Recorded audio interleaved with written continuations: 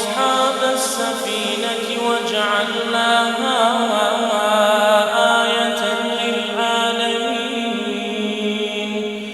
وإبراهيم إذ قال لقومه اعبدوا الله واتقوه ذلكم خير لكم إن كنتم تعلمون إنما تعبدون من دون الله أوثانا وتخلقون إفكا إن الذين تعبدون من دون الله لا يملكون لكم رزقا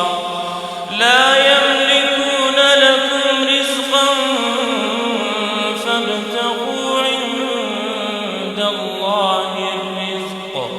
واعبدوه واشكروا له